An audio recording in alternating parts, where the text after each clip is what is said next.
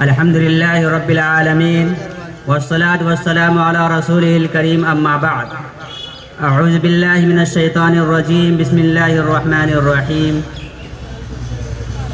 پیش کرتا ہوں تمنائے محبت کا سلام، پیش کرتا ہوں تمنائے محبت کا سلام، دے رہا ہوں آپ سب کو میں مسرت کا پیام۔ سب سے پہلے حمد و ثنا کے پھول اس رب ذوالجلال کی بارگاہ میں کرتے ہیں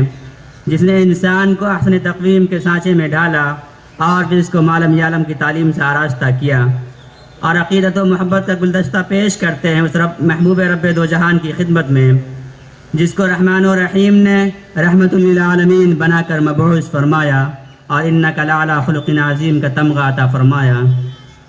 اور خوش آمدید اور اہلا و سہلا و مرحبا کہہ کر آپ تمام مہمانان کرام کا خیر مقدم کرتے ہیں۔ محترم سامعین کرام، آج کے دور میں ہر انسان کسی نہ کسی اعتبار سے بہت مصروف ہے، اس کے باوجود اپنے قیمتی اوقات کو فارغ کر کے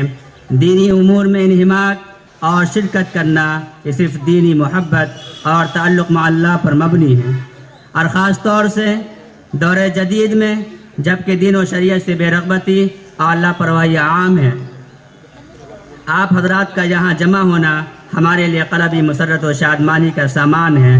اور اس بات کا بین ثبوت ہے کہ آپ کے دلوں میں ابھی اسلام کی وہ چنگاری باقی ہے جو کبھی بھی شعلہ جوالہ بن کر پورے خطہ کو منور کرنے کی صلاحیت رکھتی ہے۔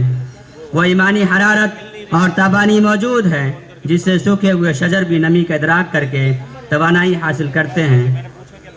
میں تہہ دل سے بسط خلوص و احترام حضرت ڈاکٹر تسلیم رحمانی صاحب کا شکر گزار ہوں کہ آپ نے اپنی گوناگوں مصروفیات کے باوجود ہماری عاجزانہ اور والہانہ دعوت کو شرف قبولیت سے نوازا اور ہماری حوصلہ افزائی فرمائی، ورنہ تو کہاں میں اور کہاں یہ نکھتے گل، نسیم صبح سب تیری مہربانی۔ محترم سامعین کرام، آپ کی آمد سے ہمارے احساسات کی دنیا روشن ہو رہی ہے، شکرانہ پیش ہے یہ حضور میں آپ کی، اے کاش روز آئے یہ موسم بہار کے۔ ہماری کوشش ہے کہ پروگرام کو عمدہ سے عمدہ انداز میں آپ کے سامنے پیش کریں اور اختصار کو بھی ملحوظ رکھیں، مگر اس کے لیے ہمیں آپ کی متانت و سنجیدگی کی ضرورت ہے، لہٰذا نہایت مؤدبانہ و مخلصانہ انداز میں ہم آپ سے درخواست کرتے ہیں اطمینان قلبی اور دل جمی کے ساتھ از اول تا آخر آپ ہمارے ساتھ رہیں۔ تو لیجئے توکل علی اللہ اور آپ حضرات کی معاونت پر وثوق کرتے ہوئے ہم پروگرام کا آغاز کرنے جا رہے ہیں۔ تو آئیے، جہاں دنیا اپنے پروگراموں کا آغاز دنیاوی شمع روشن کر کے کرتی ہے، ہم اپنی مجلس کا آغاز شمع ایمانی یعنی کلام ربانی کی مبارک اور نورانی آیات سے کرتے ہیں تاکہ ابتدا و انتہا باعث خیر و برکت اور عافیت بن جائیں، جس کے ایک ایک حرف میں وہ صداقت و حقانیت ہے جو کسی دوسرے کلام میں نہیں، جس کے مفہوم و معانی فصاحت و بلاغت کا وہ گہرا سمندر موجزن ہے کہ جس کے سامنے فصحا و بلغا نے سر تسلیم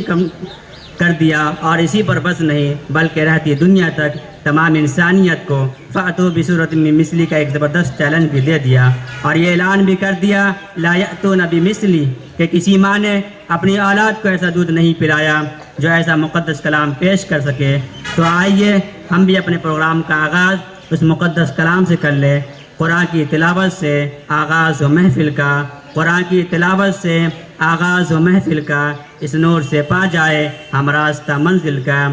جو سب سے ضروری ہے مسلمان نہیں پڑھتے، جو سب سے ضروری ہے مسلمان نہیں پڑھتے، ایمان کے صحیفے کو نگہبان نہیں پڑھتے، یہ کیسے مسلمان ہیں جو صبح سویرے اخبار تو پڑھ لیتے ہیں قرآن نہیں پڑھتے۔ میں درخواست کرتا ہوں حافظ عبدالعظیم سے کہ وہ آیا قرآن پاک کی تلاوت سے محفل کا آغاز فرمائیں۔